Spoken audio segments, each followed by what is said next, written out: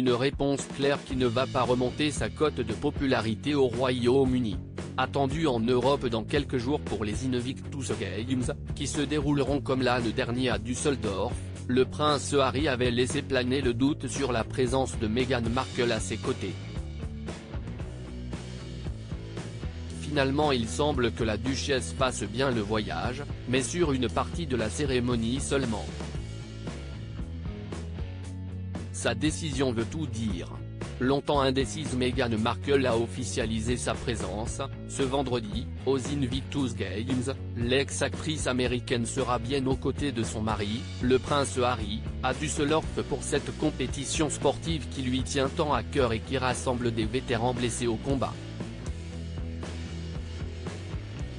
Mais pas pour toute la compétition. En effet, la cérémonie d'ouverture se tiendra le 9 septembre et la duchesse arrivera le 11 aux côtés de son époux, qui restera ensuite jusqu'au 19 pour la cérémonie de clôture.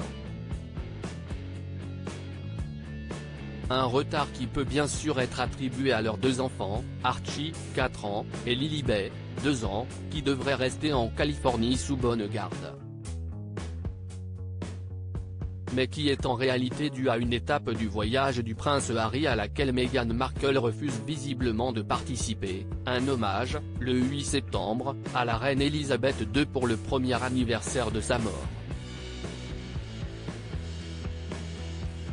Présente l'année dernière pour les obsèques, Meghan Markle n'a plus remis un pied au Royaume-Uni depuis, zappant le couronnement de Charles III puis les procès de son mari contre la presse britannique. Et ne compte donc pas se rapprocher de sitôt de la famille royale, frontalement attaquée dans le documentaire que le couple avait sorti sur Netflix ou dans les mémoires du prince Harry. Retrouvailles avec Charles en pleine tension, une décision qui va sans doute soulager le clan et particulièrement Charles III, qui aurait accepté de voir son fils lors de son passage à Londres et d'organiser une réunion de la paix. À deux conditions, que Meghan Markle ne soit pas là, et que rien ne sorte dans la presse. Et si le deuxième critère n'est pas certain, le premier semble être réalisable. Le couple, en tout cas, fera là sa première apparition ensemble depuis plusieurs mois. On ne les avait plus vus officiellement tous les deux depuis mai, en effet, après une cérémonie à New York qui avait fini par une course-poursuite avec les paparazzi. Depuis, de très nombreuses rumeurs les disent séparés, ou en pleine crise, résolue à relancer son business à Los Angeles, l'ancienne actrice de Suits se serait éloignée du prince et sortirait désormais sans sa bague de fiançailles.